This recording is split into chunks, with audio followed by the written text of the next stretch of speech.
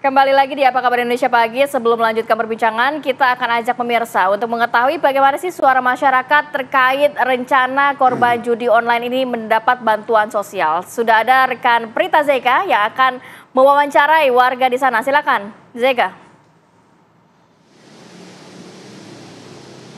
Ya, selamat pagi Rati dan juga Alfat. Saat ini kami berada di kawasan Stasiun Sudirman dan kami akan menanyakan langsung bagaimana pendapat warga ataupun pendapat masyarakat mengenai usulan yang kemarin ini diungkapkan langsung oleh Menteri Koordinator Pembangunan Manusia dan juga Kebudayaan Muhadjir Effendi bahwa para pelaku judi online ini lebih baik namanya dimasukkan di dalam data terpadu kesejahteraan sosial untuk mendapatkan bansos dari pemerintah. Nah, kita akan tanyakan langsung kepada warga bagaimana sebenarnya pendapat mereka mengenai usulan dari Menko PMK ini. Halo, selamat pagi Mas. Selamat pagi Bu. Dengan Mas siapa?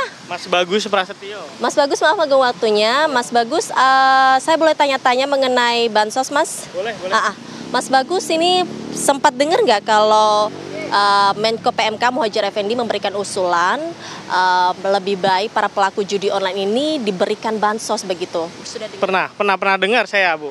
Pernah dengar ya? Pernah dengar. Kalau dari Mas Bagus sendiri bagaimana tanggapannya? Setuju? Menurut saya sih nggak setuju ya, karena negara kita kan negara mayoritas muslim, kebetulan itu kan bertentangan dengan norma-norma agama. Menurut saya untuk penerima bansos itu harusnya untuk lansia, untuk ibu hamil, untuk para yang membutuhkan. Karena kalau untuk diberikan kepada penjudi online itu tidak baik ya, karena melanggar norma agama juga. Yang kedua, kalau mereka diberikan bansos, otomatis nanti pihak-pihak yang lain berpikir, lebih baik saya bermain judi online saja ya untuk menerima bansos. Menurut saya seperti itu. Menurut saya tidak harus diberikan kepada penerima para penjudi online, pelaku judi online. Harusnya diberikan kepada yang membutuhkan saja. Berarti artinya dari Mas sendiri itu usulan itu tidak tepat ya? Sangat tidak tepat dan sangat tidak baik menurut saya itu. Oke, kalau dari Mas, kalau alasannya ini agar mereka bisa mendapatkan kebutuhan yang layak gitu. Menurut Mas gimana? Tepatkah kalau itu alasannya?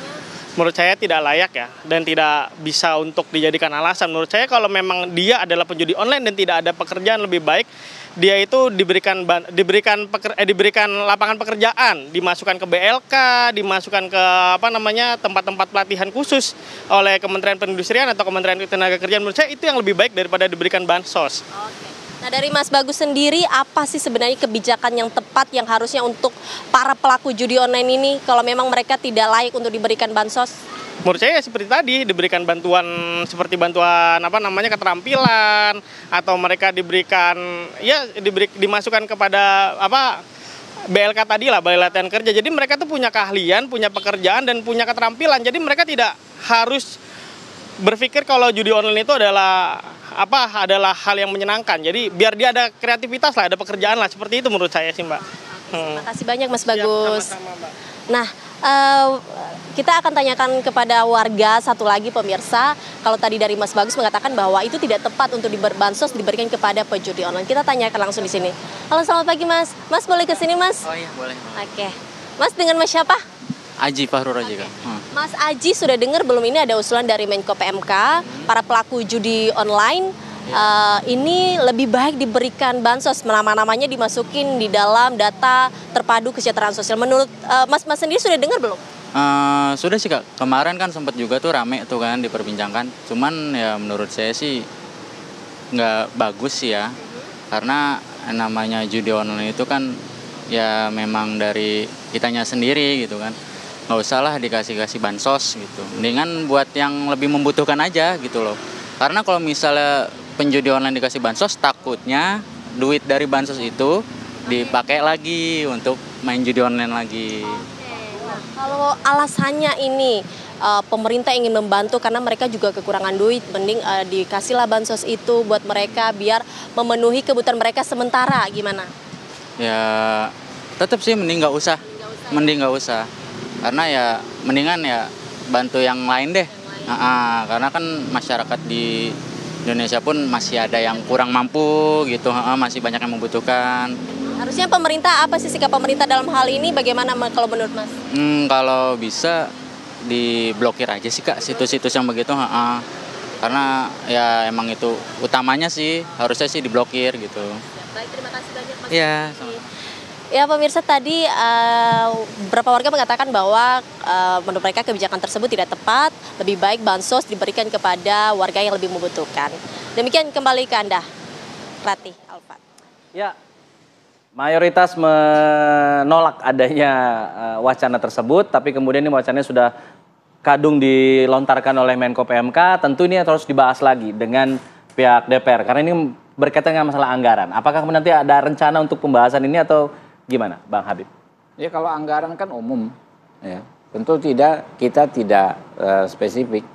Jadi anggaran bansos kayak kemarin kan kita bicara waktu menjelang pemilu itu kan kriterianya jelas, ya kan, orang yang tidak mampu, ya, ukuran rumah sekian, pendapatan sekian, ya, ada listrik nggak ada listrik itu ukurannya. Ada, ya. Jadi memang kita tidak membahas soal penyebab orang itu membutuhkan bansos di rapat penyusunan anggaran. Baik, Kiai mungkin sambil memberikan kesimpulan mengenai fenomena ini yang kemudian menjadi polemik. Ya, saya pikir polemik ini tak perlu diteruskan lah ya. Saya pikir Pak Menko memberi klarifikasi, tinggal nanti apakah dari Kementerian Teknis mau melanjutkan atau tidak. Kalau menurut saya nggak usah dilanjutkan pendapat kami, karena tidak ada prioritas pelanggar hukum, pelanggar norma keagamaan itu diberi prioritas. Yang perlu diberi prioritas adalah orang-orang baik yang memang termiskinkan atau miskin karena memang mereka belum dapat kesempatan. Yang kedua, ya tentunya yang perlu diselesaikan bukan persoalan orang yang miskinnya itu, tetapi perjudian tadi.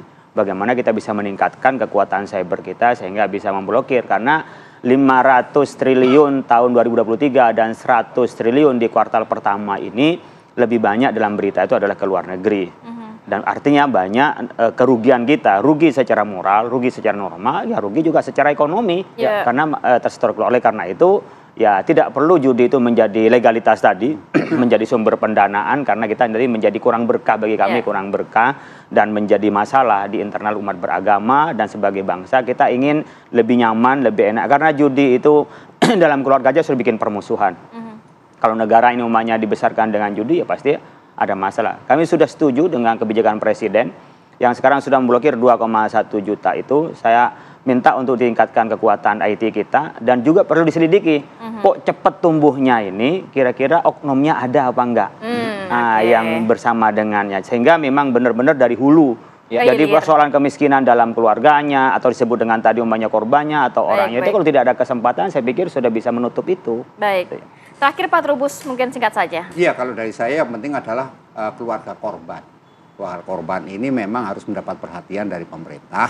Nanti cari solusinya bareng-bareng dalam arti bahwa mereka tetap menjadi perlindungan ya secara sosial ya dari negara. Itu yang penting. Yang kedua, tentu ini perlu kebijakan yang tegas terhadap ya judol ini, karena memang dari hari ke hari itu istilahnya animo masyarakat untuk main judi itu tinggi-tinggi.